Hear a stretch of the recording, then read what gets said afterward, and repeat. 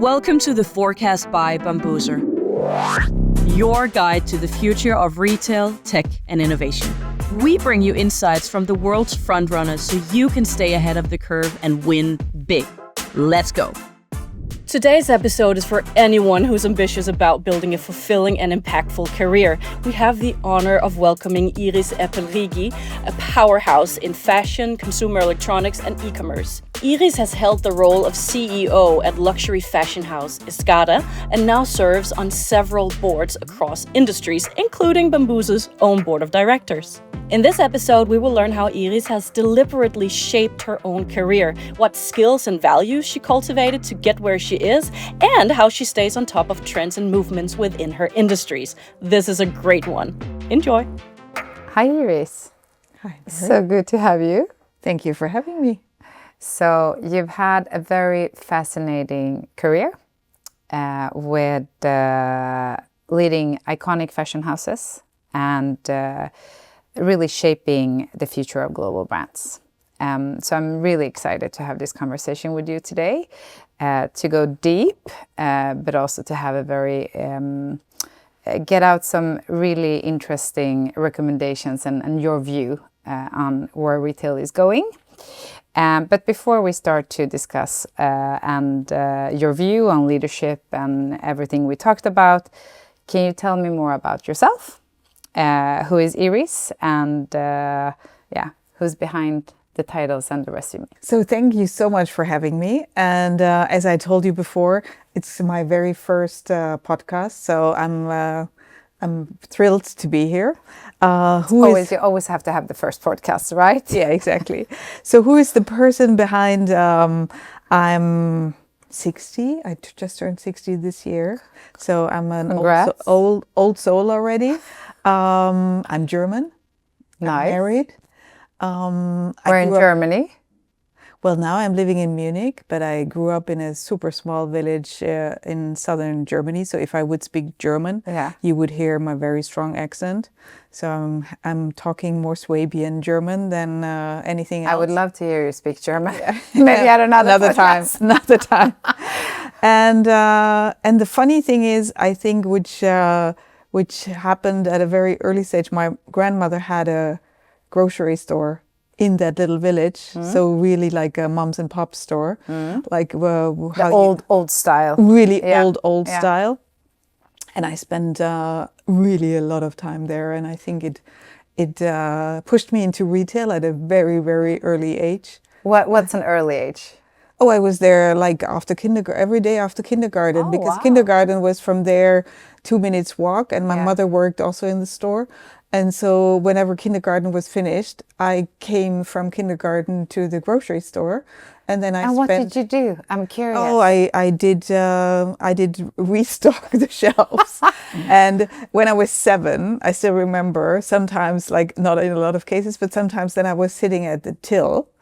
And back in the days there was not kind of like swiping, so you were really like putting everything in, and I was always extremely annoyed when the customers recounted the money which I gave them, because they thought that little girl can't already. They didn't trust you. Yeah, she doesn't know already the right numbers and all that kind of stuff. But you did. Yeah, but I didn't do it every day, but I did it sometimes just out of fun. Yeah. But I think that was a very important part of my upgrowing. Any fun fact about Iris? Fun fact. I don't have like a hobby which is super funny. I love travel. I would have said in the past I love cooking because I don't have to do everyday cooking. So that's why, but I think in the meantime I rather enjoy going to the restaurant. That's good. I like that. So I like that. Everything not so funny yet, but no, probably we'll come to that later. We'll come to that later. So you've had a really interesting career and journey across fashion, leadership, and I think boardrooms, which a lot of people are interested in. How would you describe the common thread across these different perspectives and rooms? I think couple of common threads probably. I think probably all started with passion passion for what you do, whatever that is. And that brings you to different parts. Common sense. I'm a very pragmatic person. And I always try to understand where's the problem. I'm sometimes probably too much into problem solving. Because when there is something to be fixed, I'm always already kind of like prepared to go fix. 2 steps ahead. To go fix it.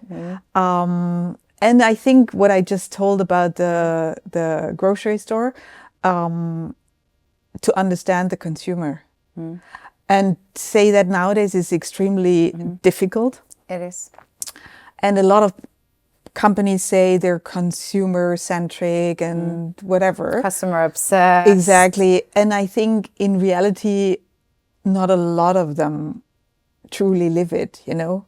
So how do you live it? If you would go back to that young age, and also being the CEO of a lot of, great fashion brands, how do you live? Well, I think it's really understanding your customer, what are the needs, what problems you can solve for them, how can you help them have either an easier day or have more fun in their lives, or have them engaged, or have them like do something what is really helpful for them. And I think if you grow up in retail, you're very service minded, because you always want to kind of like, that's how you're educated. You have to basically make your customer happy. And I think that's the one part. On the other hand, I'm also like, I liked what Steve Jobs once said, is like, if you only listen to the customer, the iPhone would have never been there, which I totally agree as well. So, because on the one hand, it's what the customers know, what they want today, and what would help them to have a better life, or an easier life, probably. On the other hand, there is that topic of like, a lot of people can't imagine what can be created. Vision. Exactly. And it starts from small things, in a lot of cases. Like if you work in retail, it's fascinating that if what you put on a bust form, that's really most of the time selling much better than the other stuff, because then you give the customer the vision, okay, this is how you could look like if you dress like that. And so from that angle, it's sometimes also this kind of like understanding what could help people in the future, or not only help, but what could be engaging for them, what could really change their life into something which we don't even know today. So, and I think that's the very difficult part. And in fashion, like I lived most of my life in fashion. It's so fast, and you're constantly creating products where sometimes you think people will love it and they don't. Or you have just like, you didn't see something happening which a lot of other brands saw, and then you missed the trend as well. So it's a very sensitive topic, and it's not always easy to hit it 100%. So it's a lot of trial and error. About that, the trial and error, and moving fast. I mean, you've been a CEO at big fashion companies, right? How do you have any good recommendations or tips or tricks? How you steered that, and how the trial and error. Do you have any good recommendations for people listening to this, being out there, being the CEO or a founder or designer of a fashion brand? Because it's a lot of noise, as you say.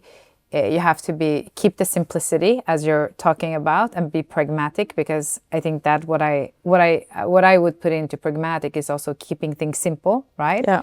But at the same time, as you were saying, it's hard to understand what the future will look like, right? So, do you have any? Well, I think it's not. There is no one recipe. Unfortunately, I guess so. As I said before, I think if you have and a lot of brands have that, they have really very loyal customers, and probably we come to that later, like does that still exist for a very long time, and what does the younger generation do? But I think in my age, kind of like, there is still a lot of people who really love brands and also stick to brands. What they like. Exactly. Stick to what you like. Exactly. And I think as a brand, you really have to understand that as well, you know? And at the same time, people are changing because the world is changing. Yes. And so what has worked a year or 2 years ago doesn't mean it's going to work for the next 2 years as well. So I think you have to stay agile. And I think always big brands, big corporations, they tend to become tankers. What do you mean with tankers? They are like, if you think of the big boats on the ocean, like really those big shipping boats who carry the stuff from A to B. And then you think of like a little speedboat.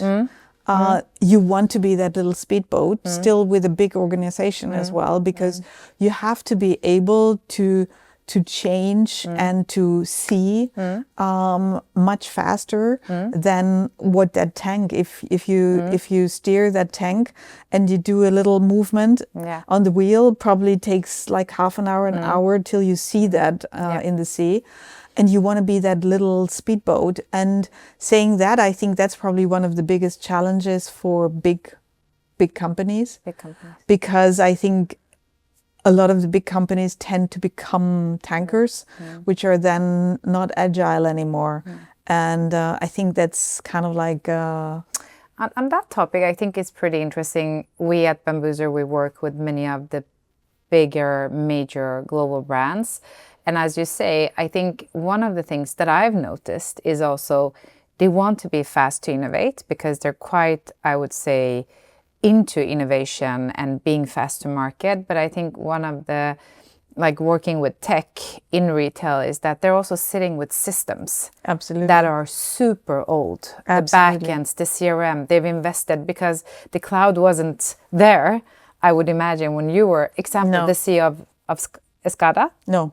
I mean, when you took that company over as a CEO and... IT systems were already like... Right? It's like dinosaurs. Exactly. So I think that makes it also really, really hard for them to do the turnaround, because they don't sit on a, cloud-based, super agile front end where they can just move things around. Press 3 buttons and you have the information. And I think that for me, working with big brands is also, I think they have the will to be there, but it takes such a long time because the systems, and they've invested a lot of, money, they put in times, they've trained the team to just switch to new technology. And I think that technology shift also is what we're seeing them. It hurts them today because they're slow to change. Absolutely. But you're totally right. And I think that's probably in the fashion retail industry, probably one of the key topics, IT systems. IT and back-end boring stuff nobody talks about. Yeah, no, but like, and also in a lot of cases, even like handmade stuff, where you really can't switch and you can't press 3 buttons and you have the report in front of you. And I think there is still probably a big backlog of investments needed, and I really hope that AI also can speed that up tremendously. You have to be curious, but I think there are. I mean, I'm seeing with some of the brands we work with. I mean, we do have applied a lot of AI to the platform, but they're also quite hesitant. So it's pull and push. I must say it's not easy. So we were discussing before we came into the room about generations, different generations. We were discussing Generation Alpha, the new kids becoming consumers, how they discover brands, who they look up to. And I think, we were discussing also our ages, we're different generations. So things move very fast today. And I think with AI, everything has just accelerated so fast, right? So how do you think you stay relevant today? If you would be the CEO of a fashion brand, how do you stay relevant given the fast pace of change? I think diversity is, for me, a big topic and has always been. I always enjoyed working with people from different backgrounds, different nationalities. And I think nowadays it's super important to understand the different generations, what drives them, what engages, what are they engaging with, and so I think you have to surround yourself with a very diverse group of people, also age-wise, because otherwise I think you might also miss out on a lot of things. And saying that, I think it's the combination which makes it probably the special secret, because having the mixture, I think, is always the most interesting part of it, probably, because everybody brings something different to the table. That's a good stay diverse, to be able to stay relevant and across different age groups, because also 100%. So I'm a bit curious. So I know how I discover brands. How do you discover new brands? You told me before, like in your age group, or I mean, you have a certain brands that you have been following or buying into. You tapped into the brand. How do you discover new brands? And what makes you not being loyal to the brands that you have been buying? Or can you give me also some examples? Would love to hear. I think like everybody else nowadays as well, like social media, definitely. What channel? Like for me, Instagram. Instagram? Yeah. But I think it's kind of like I travel a lot. And I love traveling, and I think that has always been something for me also super inspiring, going to different countries, different cities, and see also, I always love going into grocery stores when I'm in another country or city. I love it. Yeah, no, but I'm grocery shopping. No, but seriously, yeah, you go back to your childhood. Childhood. So what's a good grocery? Like what would be like something you get? Do you have an example of a grocery store you walked into where you got like wowed? I've been to Los Angeles in May, and I was in Air One. Air One? Have you heard of that? No, I've never heard of it. It's written completely different. You spell it Air One. Yeah. It's kind sounds like something military.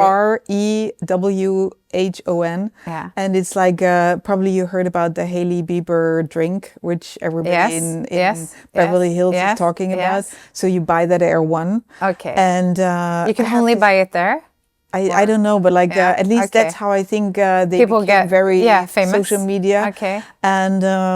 And their merchandising is state of the art. I was fascinated. So what's a state of the art? I'm just, for me not being I love grocery stores. No, but you have to think grocery. I'll show you pictures. Yeah. But if you have to think grocery shopping, the way they're presenting, and I'm talking really vegetables, salads, and fruits. It's beautiful. You stand there and you want to buy everything, but you also want to just look at it. Yeah. And it's really, for me, it was like probably one of the most inspiring concepts I've seen this year. You touched an interesting point, merchandising. That it's still critical. Yeah, which is an old thing, right? Totally. I mean, everybody talks about AI, tech. It comes from the US. And I have to say, I worked in the German department store, and we had a... Can you mention what store you worked for? Bräuninger. Yeah.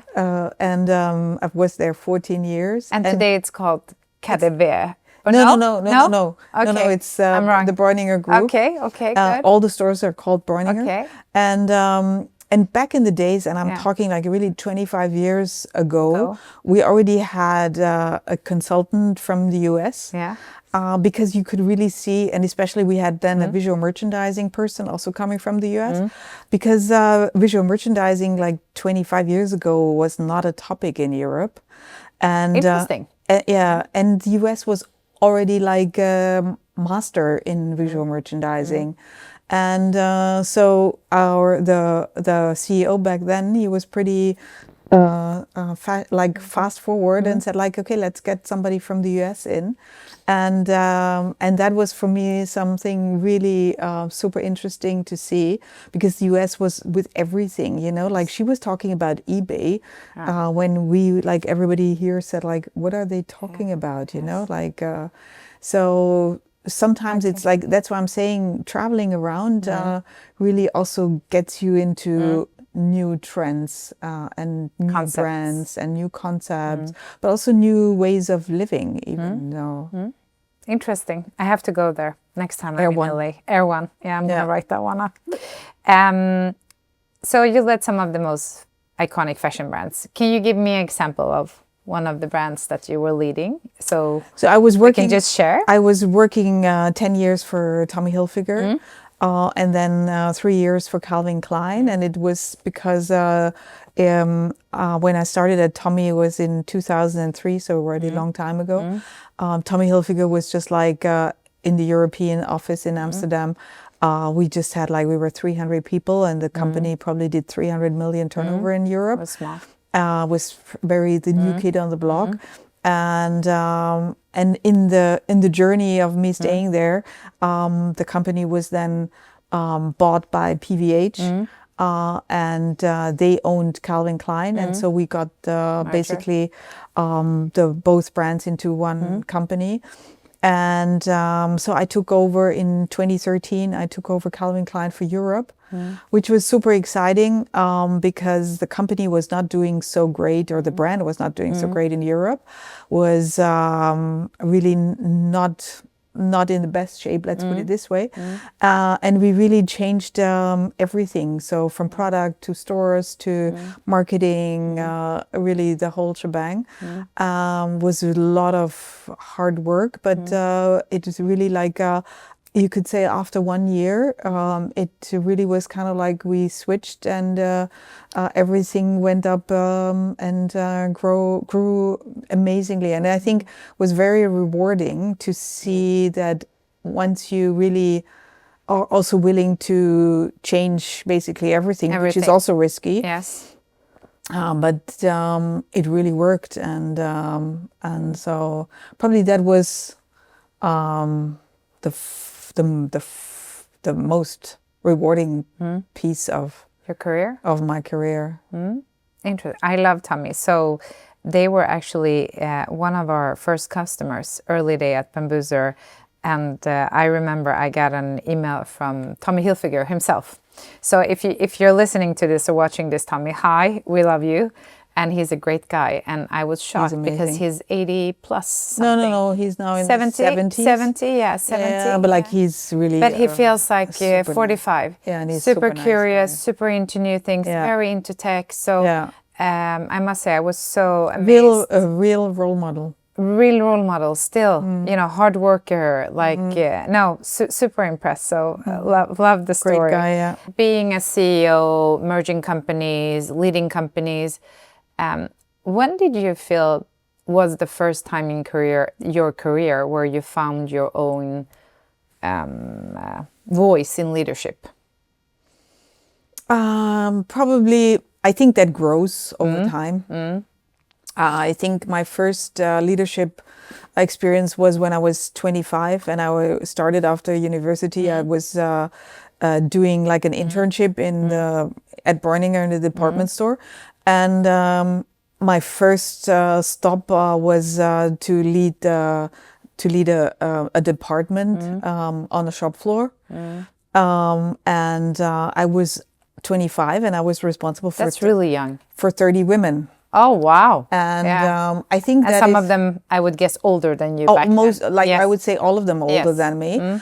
And so I think that probably was the start of me really going into, okay, now you're the leader, and how do you communicate? And I think what it stayed, and I was very young, responsible for a lot of people, and I think for me was always very important to be honest, and to really talk about the topics, but also the tough topics. Also the tough topics, which nobody likes to do. No, but and to communicate. I think what is the biggest problem in a lot of organizations is that there is not a lot of honest communication. Why do you think it's what's the I think it's sometimes as I said before, it's I think not always pleasant. No. But I'm not saying like communication has always to be negative. I think it has to be the positive side as well, which I think we forget in a lot of cases as well, that we say to somebody, hey, that was great. Because I think from the upbringing, probably, at least like how I was brought up, you get more to say, hey, this was bad, then this is good. Then this is good. And I think that's probably also something the younger generation is totally not used to as well. And I think you also have to adapt. But on the other hand, I think it needs both, you know, so to really celebrate the good, but also really to talk about what still needs to be changed or what can be improved or whatever. And I think I've probably, but in both ways, in good and probably always, my feedback throughout my whole career was always that I was very direct, which is it's not always an easy part as well. No. Especially not, I must say, as a female. Yeah, because and I really it's like it's much tougher. Exactly, and I really had to also then learn how to get the story across and not probably be always so direct. But I think communication as such, probably, I would say, is a super important topic. Communication is key. I think you said something relevant there. I actually heard this a couple of weeks ago with our brains and how the brain functions, with that if I say 5 good comments to you and then I say 1 negative, it doesn't need to be bad, it's just not a positive thing. What the brain then will focus on is only the 1 negative thing that you told me, not the 5 good things that you gave me, which I think it's a quite fascinating thing as a leader to think about, to just actually how you balance the good news and the bad news, or what needs to change, right? So I think that one, I didn't know that our brain was so perceptive for, you know, taking in the negative and really not absorbing the positive. So I think which that is which is a huge problem, right? Absolutely. And as a leader, that's really important. So as a leader or CEO, I mean, you face a lot of, I mean, you have to take what you said, tough decisions. You have to communicate. In those situations in your career where you had to face a lot of tough decisions, what grounded you the most? I would say my upbringing. As I said before, I really grew up in a small village. I was very close with my grandmother who owned the store. Is she still alive? No, unfortunately not. She already passed like a long time ago. But I would say my father did an exceptional job in really bringing true values in our education. And we always had that habit on Sunday evenings. He always said like, okay, we're gonna have now family hour, which as a kid I love that. Yeah, but as a kid you find that a little awkward. Yes. But then like we were sitting, we had like in a small, well, like a TV room. Yes. And so he really always wanted us to gather there and really talk about stuff which was on our minds or on his mind. And in hindsight, I think it is something which shaped you a lot, like, you know, like those values of like, hey, you have to work hard and you have to be honest, and but also like say what's up on your mind. And I think he has been a super he has left a very strong influence in me. In you. I think it's really interesting. I agree with that. A lot of things go back to childhood, and you know, for a lot of people, in how you're shaped and formed, and if you come from a small village or a big city, or like all of those things actually matters. But he was also very transparent and hardworking, but like he also always explained us, and at an age when I was really like small, he wanted to build a new house, and then he said to us, okay, you can take the decision if you want to have a small room on the same floor as everybody, or you want to have a bigger room in the other floor, and stuff like that, you know, like where you think like, or he explained us, okay, the house will be so and so much expensive, and we have so much money, and we're gonna get so much loan from the bank, you know. And I was kind of like, I love that. I was 12 when he did that. Wow. And I think in hindsight, you know, like it's but you take responsibility. I mean, I think accountability is one of, I think for me, my leadership, it's like accountability is important.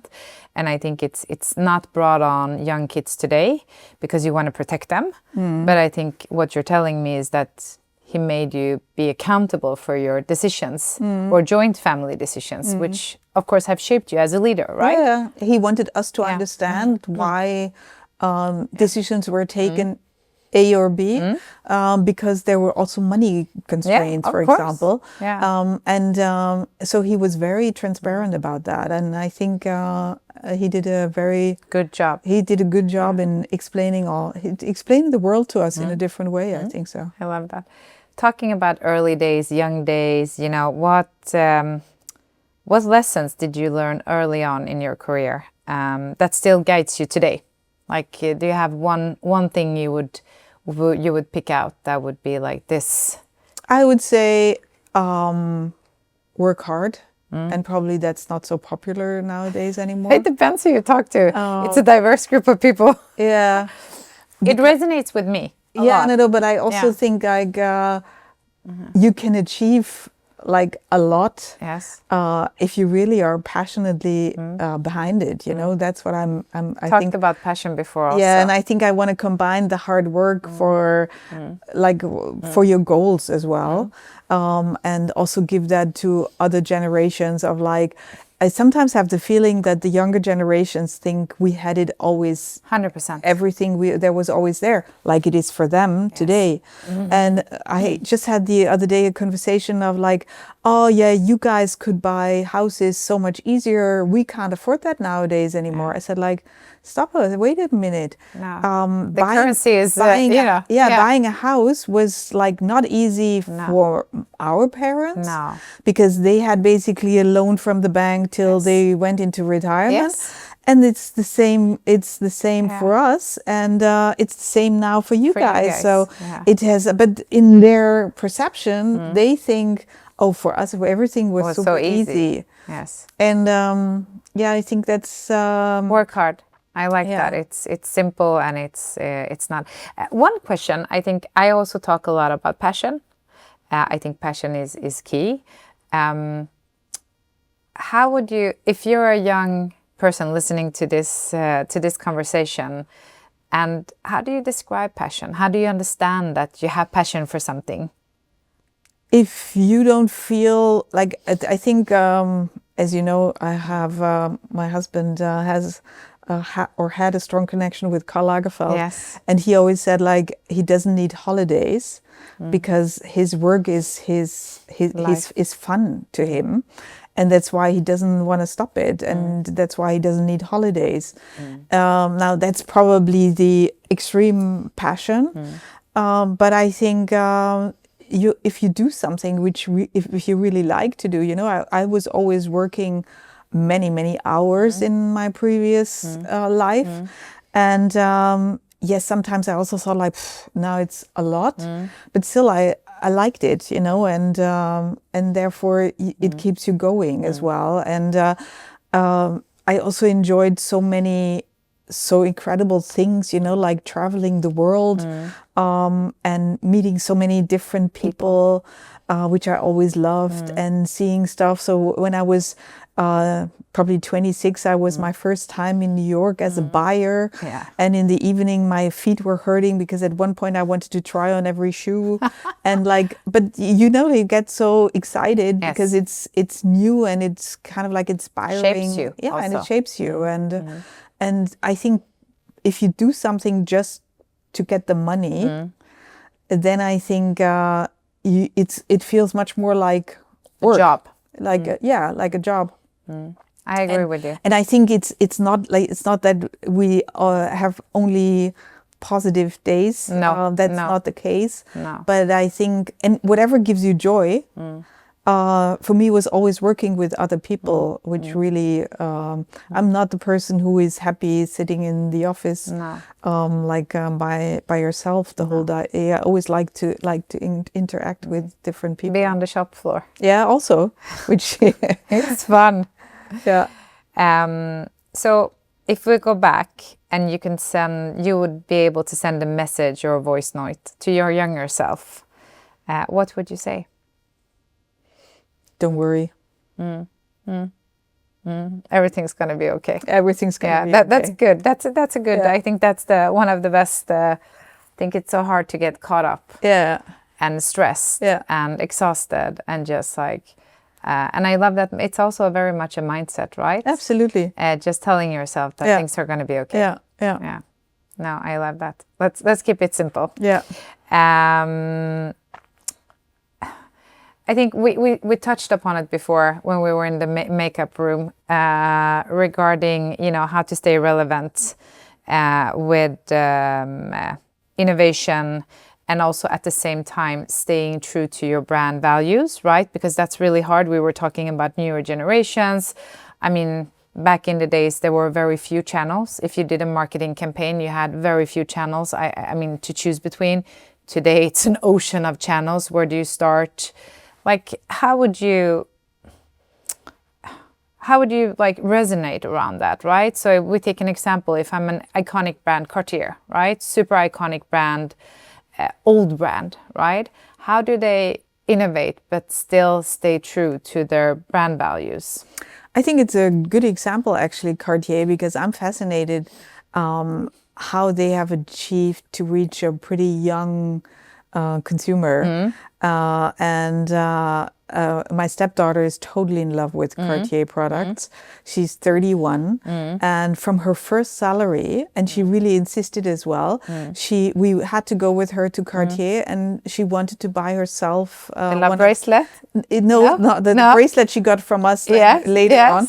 But she wanted to have a ring, and it was also. I thought it was such a nice thing for her to always remember that from her first salary, and she was so excited when she realized, and she was also very nervous. I still remember when we were in the store because she gave her card. She said like, "Oh, what if it doesn't go so through?" Much money. And then we said like, "Okay, we're here. No, don't worry." But she really wanted to pay for it herself, which I think is also something which we underestimate in a lot of cases, like also with the younger generation, because it's like it was for her also the proof of like, hey, this is what I achieved myself and what I was able to do for myself, and I thought that was such a nice thing. And so Cartier, I think, has done a pretty good job in really getting a fan group. It's not really a customer, but there are really a lot of fans out there who are big fans of the brand, even though the brand is really old. Already around for a lot of years. Yeah. And I think they have managed do you think very it's because they've actually sticked to the brand values? Like they're still very true to their, it's like if you walk into their stores, I mean, I've been a big fan for maybe 15, 20 years, but before that, I mean, I don't think the stores has changed a lot, to be very honest. It's not virtual try-ons in the store. It's not a lot of, like, it's still very old school retail. It's beautiful stores, but you recognize yourself, yeah, right? Absolutely. But I think that's probably the combination of like staying true to your values, but still stay true to also like to stay relevant. Exactly. But to really get to understand what is like this combination of brand values and tradition in that case, but also connection to to women in this case, or also men, but like to younger generations. And I think they have done an incredibly good job. How have they done that job? I'm a bit curious. How do you? Well, from a consumer perspective, I mean, you haven't worked there, but like from a consumer perspective, like... I think they have really created product which really resonate with the younger, and it has to, I think the Cartier products have become status symbols for a younger generation because they see it from she has one. You spoke about the Love Band. I think it's probably number one bracelet in the world. 100%. I mean, everywhere you go, every country, that's the first you think. How many have people? Exactly. So I think you can cut the hand. They have managed to basically become a status symbol. Yes. Not only for the old, but look at Chanel. It's the same thing, you know. Chanel is like around for so many years, and their Chanel bags. When I was a young woman, Chanel was perceived much more as an old brand, and it was back then too. It was back then perceived as an old brand. Yes. And if you now see all the young girls, they're who are able to, but still, and they're wearing the classic Chanel bags in the meantime, and that has been giving the house so much of a rejuvenation. 100%. And I think that's kind of like, I think those two examples are probably two examples of having been able to really connect with a younger consumer without abandoning their existing brand values, and also without abandoning their existing consumers. So they have a very wide consumer spread. Like you can wear Chanel, I can wear Chanel, my mother can wear Chanel, and my stepdaughter wears Chanel. So true, staying relevant through generations. Yeah. So going back to leadership a bit. I mean, the future generations of leaders, female leaders, what do you think they will bring that ours hasn't really done yet? Well, I think probably in my time, because I'm still a couple of years older than you, I think there was not a big discussion about she is a woman and she's in a leadership position. And I would say I was probably also lucky because being in retail, even though back in the days, I still remember I was together, we were two women heading up the buying department for Bräuninger. And back in the days, I didn't realize, but we were also back in the days, the only two women probably in the industry heading up such a big department store. But I never felt that thing of like, oh, you're a woman, you can't have that, you know. But then I think for me was always became very obvious because I was always sitting with a lot of men in the room. And I think nowadays it's completely different because probably the end result is not so different because when I'm traveling, I always say to my husband jokingly, the traveling group is men. It's 100%. It's the male. Yes. Like when I'm on the airport, when I'm in the lounge, it's male. It's not like I'm always like the only one. Yes. And but my biggest question I have for the female group is it something that they really also wanting to do, you know? Now you're a female leader and you have like, you wanted to do that, you know? So we have a saying in German, and I don't know if you really can translate it into English, but like you can't put the dog into hunting. If he doesn't want to hunt. No, then you can't, so you know, like, you know what I mean? Yes, I know what you mean. And in a lot of cases, I've seen a lot of women who then say to me as well, I say, I don't want to have that responsibility. I don't want to have that pressure. I don't want to have that responsibility. And they are probably, and it comes again back to childhood, I guess. They say, hey, I'm a very good level 2, but I don't want to be in level 1. And I think I'm probably a lot of people say like, oh, that's totally not true. And in some industries, probably this is also very different. But as I said, I was in retail and fashion. Yes. And where you think this is very female 100%. Female driven. It's a female driven. Absolutely. Yes.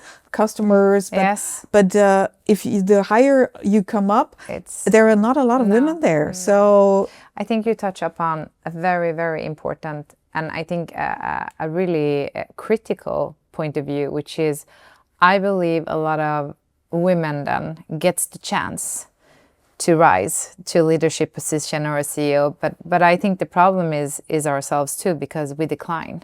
We don't say yes. So I think it starts also with us actually saying yes. Absolutely. To the opportunities. We always think, oh, am I really good enough for doing that? And I've never heard a man even thinking of that question. No. Sorry, guys. No. But, and I think they just jump on it. They just jump on it. But on the other hand, I think what we can't underestimate is if there is not a really good functioning childcare system, 100%. It's really also super unfair, the discussion, like even to have, because at the end of the day, you know, like if you need to combine family and a job and at the end of the day, it's like, it's in most cases, yes, you don't have the CEO role if you work part-time, or if you're also not flexible to travel. And even though nowadays we can do much more with but I would say still the travel is a part. You know, yes, travel still is a part, but also be present in the office is a part, and all those kind of things. And if there is not a functioning childcare system, then I think it's also impossible. Kind of like a difficult decision for women to take. I totally understand that, and I think in a lot of countries, I've seen that in the Netherlands. Are working so much better than, for example, in Germany, you know, and it's also much more accepted from the society. So in the Netherlands, it's totally normal that the men also pick up the kids from kindergarten, and that they stand up and say like, hey, I have to go to the kindergarten because they close at 6, but in Germany they close probably like at 2 or something, or even earlier. So like, I agree with you. It's no, but you touch upon a really, and I mean, I'm a CEO of a global tech company. I have 2 kids. I always joke about that, your company or your work is if you have kids or doesn't have kids, it's a kid. Yeah. It takes up a lot of your time. Absolutely. And to be able to push and really also be able to enjoy the ride, you have to have everything around you that they can function. Absolutely. For you to step into that role. So I think that's a critical and important thing. And I hope that the next generation will have that, Yeah, but I think we have to really help as a society to enable women to have to step up. Yeah, and not like, because otherwise you'll never change the system. No, I agree with you. It's the system that's wrongly designed, and I think we need to pay the price as a gender. So I agree with you 100%. Going back to Iris and personal and a bit on you. So do you have a daily ritual that helps you start the day and end your day with focus? I do. I try to do regular sport. I'm a Pilates girl. I love Pilates. So I'm trying to do that pretty regularly. And I love doing that in the morning, because then it's done, because in the evening I'm tired. Yeah, you're so tired. Yeah, don't keep working for And my other ritual is I call my mom every evening for wherever I am, because it's for her kind of like to let her kind of like be part of a little bit of what I do. And so I always check in with her that that's really nice. I do that too.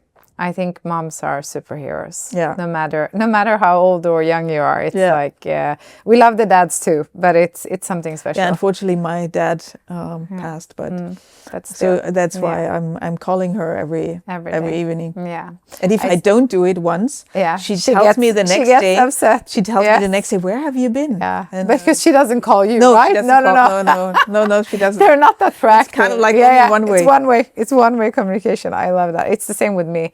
It's like, why didn't you call? Well, it's like you do the calling. I'm like, okay. Yeah, same here. So if somebody would make a movie about your life, who would play the... Oh my God. The role?